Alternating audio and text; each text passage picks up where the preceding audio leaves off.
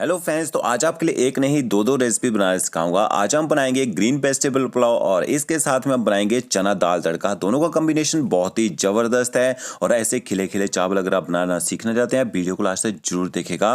और कई बार हम चना दाल बनाते हैं, दाल पूरी तरह से गल जाती है, अच्छा टेस्ट नहीं आता है। तो आज मैं आपको हर वो टिप्स बताऊंगा जिससे आपकी चना दाल तड़का भी बहुत ही ज्यादा टेस्टी बनेगी। तो चलिए रेसिपी शुरू करते हैं। सबसे पहले 250 ग्राम यहाँ पे मैंने चना दाल ली है और इसके साथ में आपने ना 2 छोटे चम्मच इसमें रेड मसूर की दाल डालनी है। इससे क्या होगा, चना दाल को पकने में थोड़ा सा टाइम लगता है, रेड मसूर की दाल जल्दी पक जाती है। इससे आपकी दाल को ना अच्छी बाइंडिंग आएगी, आपकी दाल ना अलग अलग नहीं रहेगी।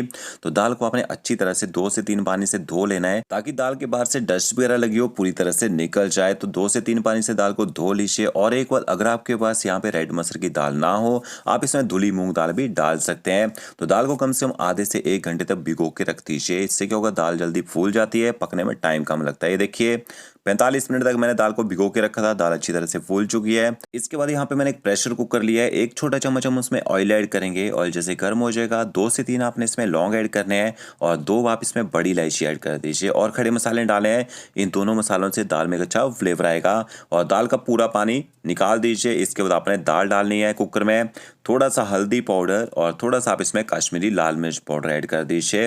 हल्दी पाउडर और कश्मीरी लाल मिर्च पाउडर को मिक्स कर लीजिए। 1 से 1.5 मिनट तक आपने दाल को ना भून लेना है। यहाँ पे आप ऑयल की जगह घी का यूज़ भी कर सकते हैं दाल को बनाने के लिए। तो देखिए दाल को मैंने यहाँ पे भून लिया है। इसके बाद वही पानी आपने यूज़ करना है जिस पानी में आपने दाल भिगो के रखी होगी और इसके साथ में आपने थोड़ा सा पानी और ऐड कर देना है। तो आपने पानी कितना डालना है मेजरमेंट बता देता हूँ। अगर आपने 1 कप दाल ली होगी, 3 कप आप इसमें पानी ऐड कीजिए। इससे ज़्यादा पानी का यूज़ आपने दाल पकाने के लिए नहीं करना है। साथ में आधा चम्मच आप इसमें नमक ऐड कर दीजिए और नमक को अच्छी तरह से मिक्स कर लेते हैं। इसके बाद आपने ना प्रेशर कुकर को ऊपर से कवर कर देना है और कम से कम 3 विसल लगवानी है दाल में। इससे ज़्यादा देर नहीं पकाना है। 3 विसल में दाल अच्छी तरह से सॉफ्ट हो जाती है, पक जाती है।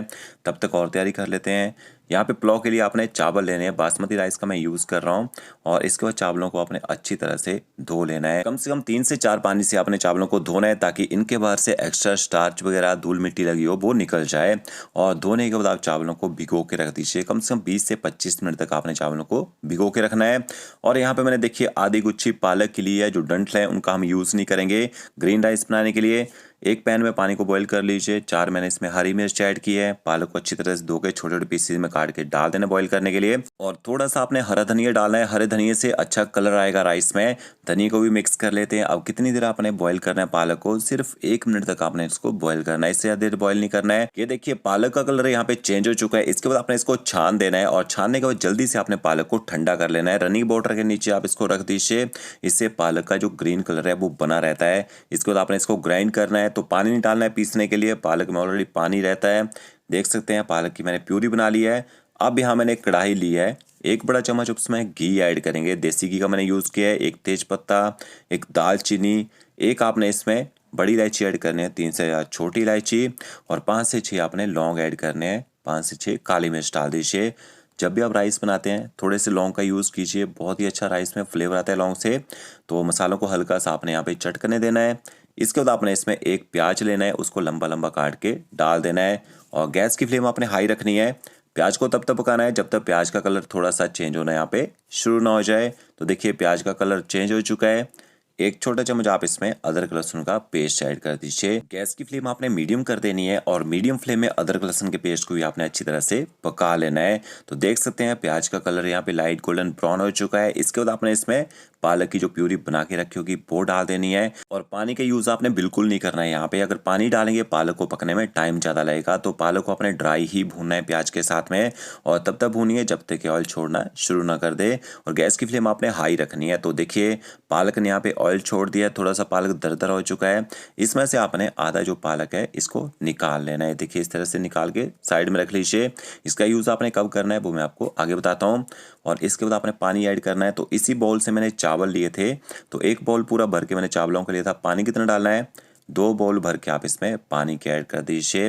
यही परफेक्ट मेजरमेंट है, कोई भी राइस बना लीजिए। अब गैस की फ्लेम आपने हाई करनी है और बॉयल आने तक का वेट करना है। अब पालक की मैंने भुनाई क्यों की, आप कभी भी पालक खाते हैं उसका कच्चा सा टेस्ट आता है ना, भुनाई करने से वो खत्म हो जाता है। और 1 चम्मच मैंने इसमें नमक भी ऐड कर दिया है और अच्छी तरह से नमक को भी मिक्स कर लेते हैं। और जो पालक मैंने बचा के रखा था ना उसको भी आपने यहाँ पे ऐड कर देना है। ये बाद में क्यों डाला, कई बार पानी में बॉयल आता है, पालक का कलर चेंज होना शुरू हो जाता है, तो बाद में पालक डालेंगे, उससे कलर चेंज नहीं होगा पालक का।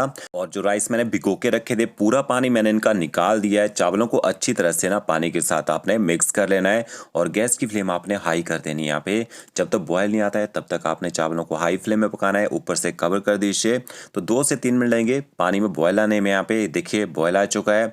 अब इसके बाद एक बार चावलों को अच्छी तरह से ना हिला दीजिए, मिक्स कर लीजिए और इसके बाद आपने गैस की फ्लेम जो है मीडियम कर देनी है और मीडियम फ्लेम में आपने 10 मिनट तक चावलों को यहाँ पे पकने देना है। हिलाने की जरूरत नहीं है, आराम से इनको पकने दीजिए। तब तक दाल बना लेते हैं।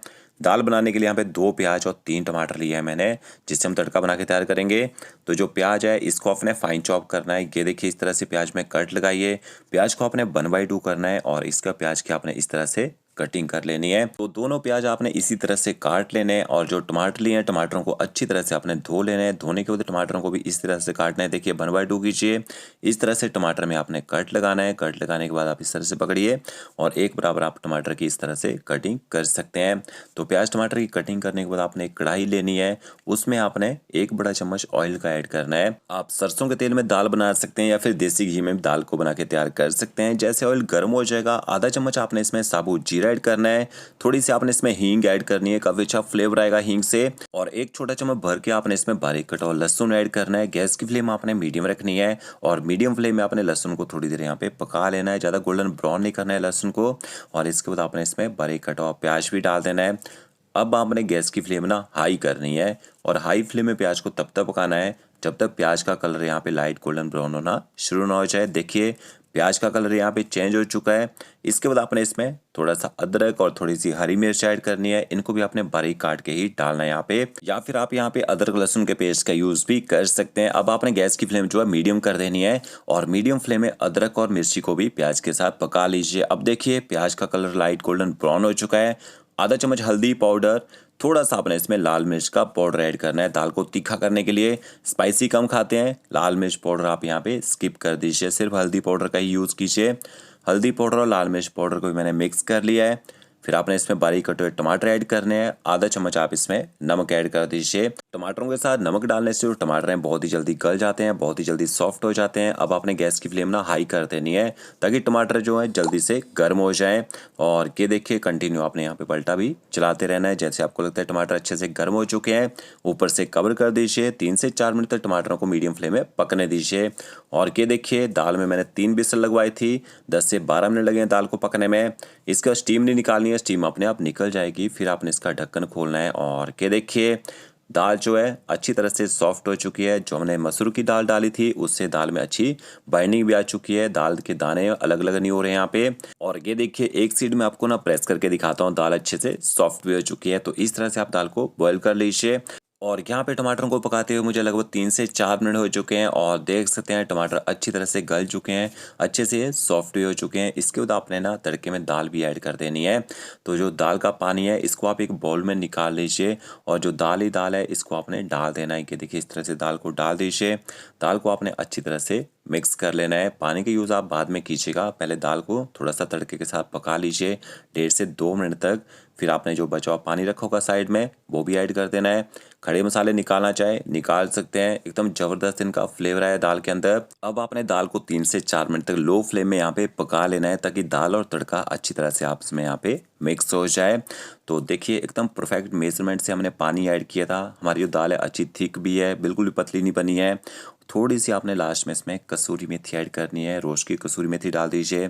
थोड़ा सा आपने इसमें बारीक कटा हुआ हरा धनिया डालना है। ऊपर से कोई भी छौंक का तड़का लगाने की जरूरत नहीं है क्योंकि हमने जो तड़का यूज़ किया है उससे दाल में एकदम परफेक्ट टेस्ट आ रखा है यहाँ पे। तो इस तरह से चना दाल बना के देखिए, एकदम ज़बरदस्त टेस्ट आएगा। और जो हमने चावल बनाने के लिए रखे थे वो भी चेक कर लेते हैं। 10 मिनट तक मैंने देखिए बाद में चावलों को पकाया था और ये देखिए एकदम परफेक्ट हमारे ग्रीन राइस भी तैयार हो चुके हैं। दोनों का कॉम्बिनेशन ज़बरदस्त है। वीडियो अच्छा लगा होगा लाइक शेयर कमेंट जरूर कीजिएगा। Okay friends, thank you.